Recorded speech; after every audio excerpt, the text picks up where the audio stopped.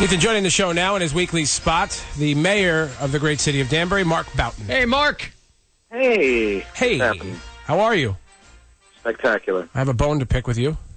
Oh, boy. You're such a crybaby. You haven't even moved to Danbury and you're already whining. What? He hasn't heard that yet. Here's the deal, all right? Okay, here's the deal. Now, you're stealing material. Come on, out with it, you're stealing material from me. Now, years ago, I did this thing about how when I lived in New Milford, we were going to annex Sherman.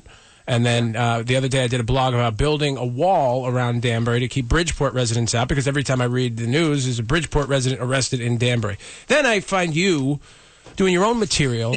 It sounds very similar to mine in that you want to secede from Connecticut. It's an offshoot of what I was doing. I do not recall.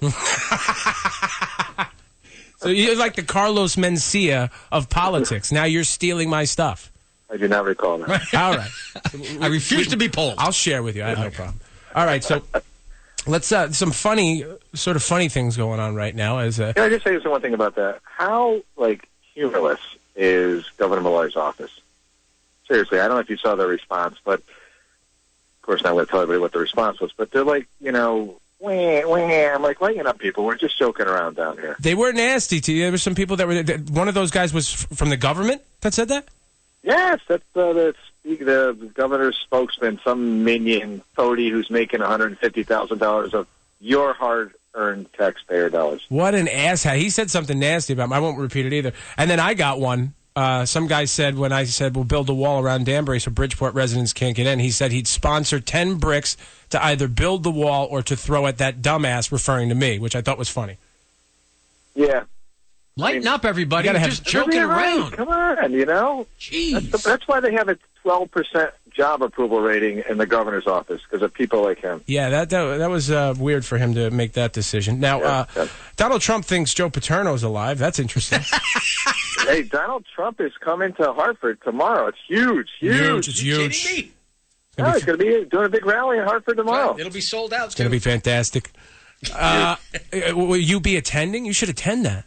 I can't. I've got a root canal, and I've got clean the house. Do your hair. Wash one of my dogs. Yeah. I got to pick the lint out of my stomach. I got a lot of things to do. All right. You're busy man. Now, at this point, in the races, things should start getting serious, and we should be focused on the issues, and that's not happening in many cases. One person that seems to be focused on the issues, but he also believes that unicorns exist, is Bernie Sanders, who should start thinking up some reasonable plans that we can actually, put into motion rather than... what's that? No, I'm just saying there's something happening with him. He had 20,000 people last night in New York City at an outdoor rally. Whoa. Well, what I'm saying is the message is fantastic. Let's... hold the banks accountable and make them pay for things and free education. All sounds great. It's not going to happen. Did you see The Big Short, the movie? I did not see The Big Short. I saw it. I heard it was fantastic. It was not a feel-good movie. Not a feel-good movie. Very scary. Yes, really, very scary. Really scary. And I think, Lou, you might, it's like at a third grade level, so you might even understand it. They dumbed it down so everybody could get it, right? Right. You can figure it out. And you won't get bored and get, I'm going to go. I can't watch this anymore. Sure. Well, I understand that. But what about that? I mean, he's running these ads. We're running them like once an hour at least. Yeah. Still talking about, these issues. And it sounds great on paper, and I think that's why his message is resonating with a lot of people. Is, the banks have to be held accountable, and free education sounds awesome. So how's he going to pay for all this? Who's going to pay for it? Exactly. Yeah, it's never going to happen. Exactly. But people just this is a year of rebelling against, the status quo. And so Sanders and Trump are both those kinds of candidates. I think Sanders is actually has a chance at winning New York on Tuesday, and that would be huge. Really? Huge. You think Sanders is going to beat Hillary? I think he is really arcing upward in the polls, and that's generally how his trend has been when he moves into a state. And if he keeps drawing crowds like this, I mean, he could give her a run in New York. If Hillary loses New York State, all bets are off. If she wins it by a wide margin, I think she pretty much puts Sanders away. Danbury, man. You know what? Go ahead. I will say this. On the Democratic side, it really is rigged for Hillary. It really... How could you go and win a state by 14 or 15 points and only get one more delegate than Hillary. I always feel like when I hear her speak, I feel like my mom is yelling at me.